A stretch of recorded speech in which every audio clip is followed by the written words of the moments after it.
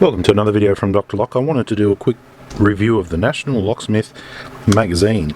Now this is one that's done in the US and it's a brilliant magazine. I really like it, and I'll tell you all the reasons why I like it later on.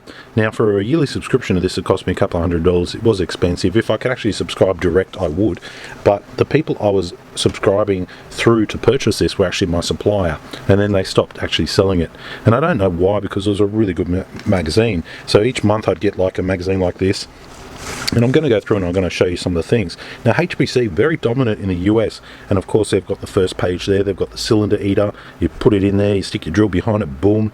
You know, they've got the mini groove, or sorry, the big groove, so you can duplicate car keys. Moving over to the index here, and we're covering a lot of topics.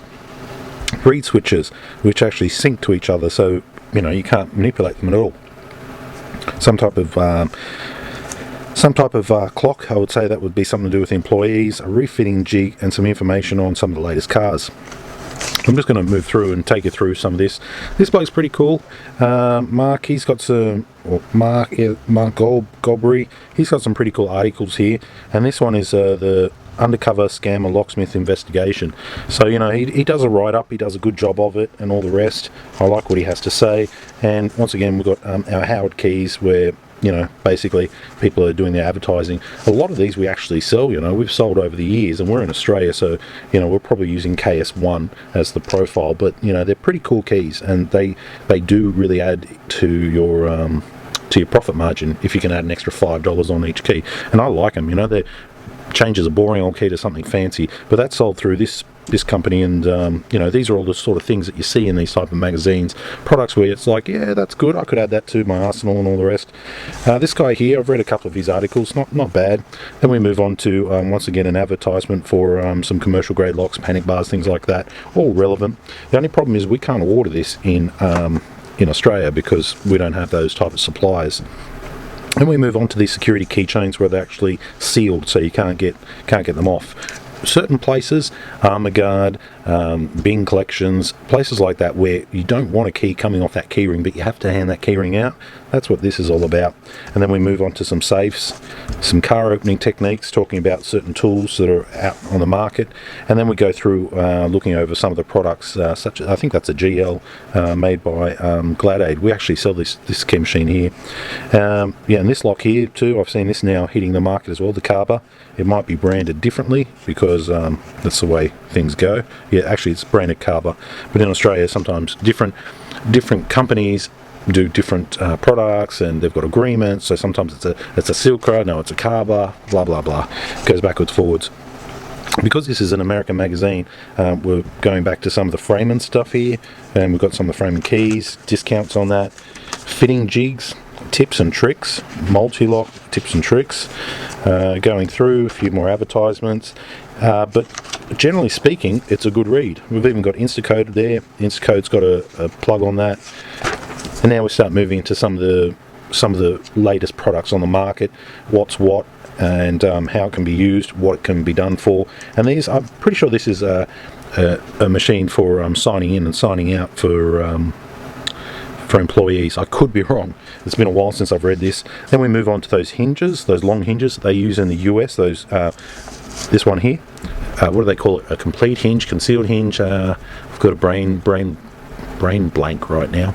Anyway, it's a hinge going from the top to the bottom, not commonly seen in Australia, but definitely something that, you know, is worthwhile knowing about, and definitely something we could possibly use. And it's got gears in there. It's a good product. I mean, it's good knowing this. If we have to import from the US, we certainly can, but a lot of suppliers aren't kind of selling this type of good stuff, which is in the US, which you guys are using every day, which we're not, and it's good to know about it. So we're going back to that access control system.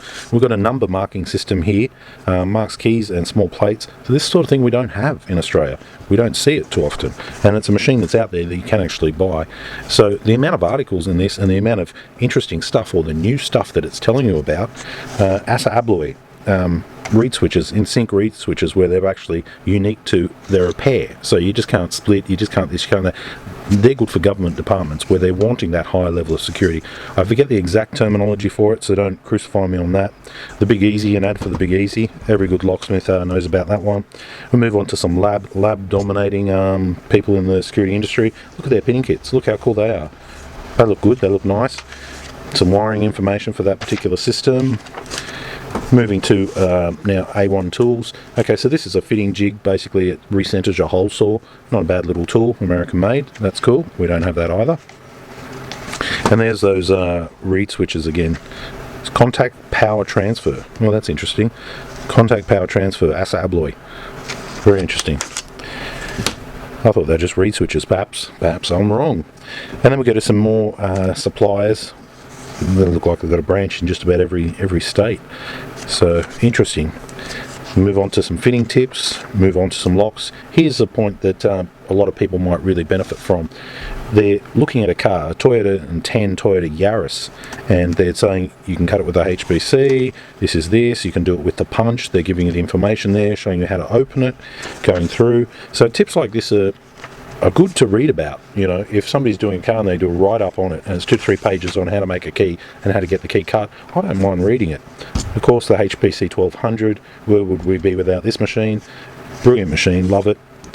Moving through a few more tips and tricks, a few more advertisement, van setups, more products. The hinge tweaker we don't see in Australia. Invoices. It's good to see how other countries do things, and it's good to see the products they have, because a lot of time if we don't have these products here, we can either order it from them or get it made in our area. And there's different avenues, such as the figure 8 cylinder. We don't even use them, but in the US I believe they use them around the world. They're a good interchangeable quick core cylinder, so definitely some good information on it. There's always a lot more options than just Silka and Keyline, and there's a lot more options on what we have on the market. And I like to read this because America's so much bigger than Australia, and they've got so much more range and so many more products, and I like to know about them all, really. So if I come across something that's been imported or so, here's your quick set. It's telling you on how to get it off, how to do a rekey or how to fix it, how to pull the knob with a special tool. Just keeps going through more on quick set. So this is basically Locksmith 101 type. This is a read up on the quick set one. It's not a problem for most locksmiths, but it's interesting to know. Sometimes I have a few tips here, or so you might learn something along the way. So I enjoyed this magazine let's go into safes now. They also generally have safes in the back as well, and a lot of them show some bolt work. So if you're a collector of this type of magazine and you read through them all, one day you might be pulling this magazine and say, oh, they did a federal safe a few months back, let's look for that one.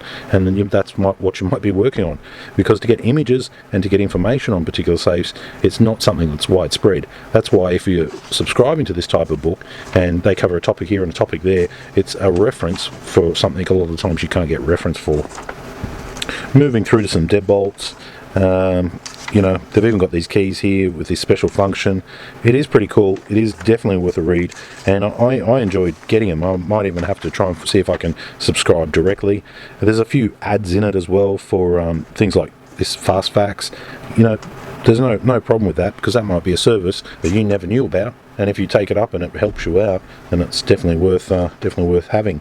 So yeah, good little book. I really liked them. I used to basically buy them and just read them while you're on the shitter, pretty much. Just sit there and read them while you're on the shitter, and every now and again you see things that you don't normally see, and it's a lot better than any of the magazines brought out by any of the associations that I know or any of the suppliers that I know. It's giving you independent, unbiased advice and tips, and showing you products which are not related to them and their profits, and that's what I like. So I think this magazine does a real good job, and yeah, I would give it a thumbs up any day. Thanks for watching.